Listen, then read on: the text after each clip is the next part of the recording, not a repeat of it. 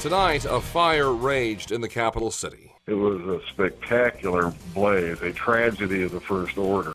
Firefighters from across the region battled the flames for hours, but couldn't save a motel in Pierre. Well, it's kind of sad because it's been a fixture for Pierre for, 35 or so years. Now the focus turns to finding a cause and helping the people who were left without a place to call home. And we've got a lot of good folks in this community, and we'll all be working to take care of each other here. It is a devastating story from our capital city. It is a fire that started at 4 o'clock this afternoon, and at this 10 o'clock hour, crews are still working to get it under control. The Capitol Inn and Suites, just blocks from our state capitol, went up in flames. KSFY News reporter Logan Bartness is live in Pierre tonight. Logan, bring us up to speed. Well, Courtney, you can see the fire still kind of going behind me. All that smoke is from this blaze. The police did say they found one body while they were searching the hotel, but they say that body is not related to the fire. Other than that, they say a few people were injured from evacuating the hotel. They only had minor injuries. The fire started at about 4 this afternoon on the west side of the building. It moved to the attic and quickly spread throughout the building.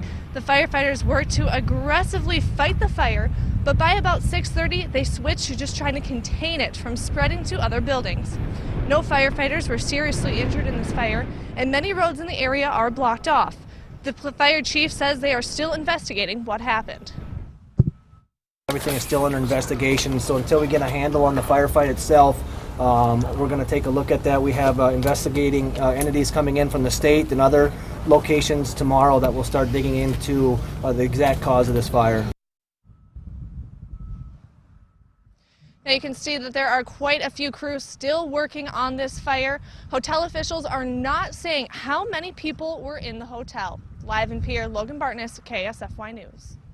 Okay, thank you, Logan. Sutley's store is within eyesight of the Capitol Inn and Suites, and John Lusk, the clerk on duty tonight, was one of the first to see and hear the fire start. I'm maybe 300 yards at the most from the place there, and it shook the place of where I work. It sounded like an explosion. What we first saw was heavy puffs of smoke, but now, as you can tell, it's completely engulfed in flames. Lusk tells us one of his co-workers lived at the Capitol Inn, and he was notified very soon after the fire started. When most people were leaving the area of the fire tonight, Tony Mangin was one of many that headed straight for the scene. Tony is the news director at KCCR Radio, and he has been our eyes and ears on the ground all night. Tony has been invaluable. He joins us live again tonight, back in Pierre at the scene of the fire. And Tony, bring us up to speed about what you know. Thanks very much. Basically, right now, what you're seeing behind us is what's happening. They're fighting a defensive fire. The convenience store next to the Capitol Inn and Suites, Checkers, they say now is safe from the fire. They believe that they have the fire contained, at least the best they can at this point. The main thing right now is trying to take care of the people that were displaced. They don't have a number of how many people have been displaced. Right now, at a local church, the Red Cross expects to house tonight probably anywhere from 15 to 30 people for sure at that church, and they'll probably be there again tomorrow night as well.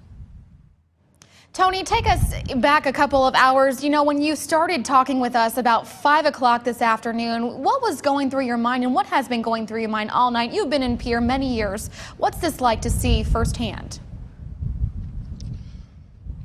Well, it's been a long time since we've seen a fire like this. And I mean, to see the smoke billowing up above you, and basically, it kind of reminds you of the photos and the video of oil fields in Iraq after a bombing.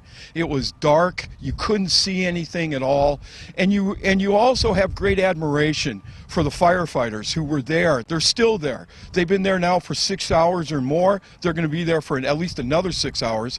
And for what they've done and for how they have fought this fire has been admirable. And we've always been very proud of our firefighters in this area, and they've made us proud once again tonight. Tony, talk to us a little bit about the conditions that the firefighters faced this evening and their conditions that you experienced right along with them. It is a terribly cold day. I mean, it is a cold day, wind chill below zero. Of course, you add water to that, you add machinery to that, and it makes for a tough night. And the wind is whipping, the wind is cold tonight, and you know, that's been also one of the difficult things, has been the wind. And all that wind has been pushing all of the smoke and fire to the east part and to the east part of the city. And the smell is very noticeable tonight. You can smell it right from where we're at, and we're a good distance away. It is a very noticeable smoky smell to the city tonight. Tony Mangin, an invaluable member really of our team and crew here who has been our eyes and ears. Tony, thank you so much for being with us all night long, and we wish you a good night and hopefully talk to you soon. You bet, Tony. Thank you so much. We know that a lot of you want to help out the families that have been displaced by this fire. But the Red Cross tells us they have been overwhelmed by the community support already, and they need now is volunteers to help sort through all those donations. You can still make cash donations either online or at the Red Cross, or you can drop off a donation at the First Methodist Church by the Zesto in Pierre. Now, the community support is outstanding tonight, but there is also a lot more that needs to be done. Joining us now live is volunteer Amy Harris, who is on the phone in Pierre. Amy, can you hear us? Yes, I'm here with Pastor Peggy Stempson, also from the First Methodist Church. Hi. Good evening to both of you. We're so glad to have you on the phone with us. What's the status right now in terms of how many people are you helping? Do you have a number on it? Approximately about 10. Okay, and what are they needing from you? Like, what way are you able to provide them with assistance tonight? Right now we're giving them a safe place, a place that they can get their bearings and process all that they have been feeling and going through. They've lost everything. We have lots of donations, so we're good on that right now. And so really we're just giving them a place to be, and they can shower if they want and just start to figure out what this new normal is going to look like. Now, we appreciate your work on the scene there. Tell us, if you can, and describe in just a few words what this night has been like for you guys as volunteers. You know, it's been blessing. The community has stepped up. We have so many donations here at our church.